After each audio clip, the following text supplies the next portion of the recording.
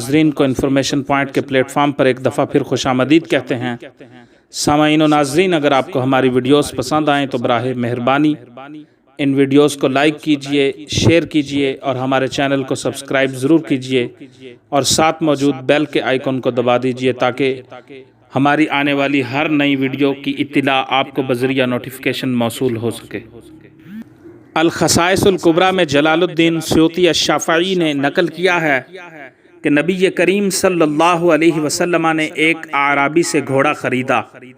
سرکار نے گھر جا کر قیمت دینے کا وعدہ فرمایا اور تیزی سے آگے تشریف لے گئے۔ راستے میں لوگ اس بدو سے ملتے اور سودا طے کرنے کی کوشش کرتے۔ انہیں یہ علم نہیں تھا کہ سرکار نے یہ گھوڑا خرید لیا ہے۔ اتفاق سے ایک آدمی نے زیادہ قیمت لگا دی۔ بدو نے سرکار صلی اللہ علیہ وسلم کو آواز دی، اگر آپ نے یہ گھوڑا خریدنا ہے تو خرید لیں، ورنہ میں نے اسے بیچ دیا۔ آپ صلی اللہ علیہ وسلم نے فرمایا، گھوڑا تو تم پہلے ہی مجھے بیچ چکے ہو۔ وہ کہنے لگا، نہیں۔ لوگ سرکار کے گرد جمع ہونے لگے۔ بدو آپ صلی اللہ علیہ وسلم کے ساتھ تکرار کر رہا تھا۔ وہ اصرار کر رہا تھا، اگر آپ نے گھوڑا خریدا ہے تو گواہ لائیے۔ جو مسلمان بھی آتا اس کو کہتا، تیرا ناس ہو، کیا نبی کریم صلی اللہ علیہ وسلم سچ نہیں فرماتے ہیں؟ اتنے میں خزیمہ آ گئے۔ انہیں بدو کی حضور صلی اللہ علیہ وسلم سے تکرار کا علم ہوا۔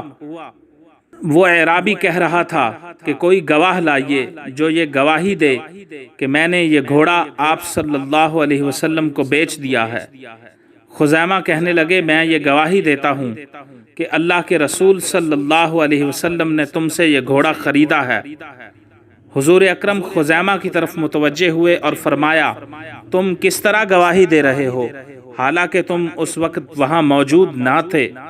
انہوں نے عرض کی، یا رسول اللہ صلی اللہ علیہ وسلم، ہم نے آپ کی رسالت کی گواہی دی ہے، تو کیا ان دنیاوی معاملات میں آپ کی تصدیق نہ کریں گے؟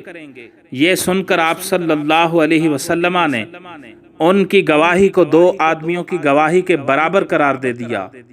اس واقعہ اور حکم رسالت کے بعد جب تک حضرت خزیمہ رضی اللہ عنہ حیات رہے تو ہر جگہ و عدالت پر ان کے اکیلے کی گواہی کو دو گواہیوں کے برابر گنا جاتا تھا۔ سبحان اللہ وما اعطى رسولہ الخصائص۔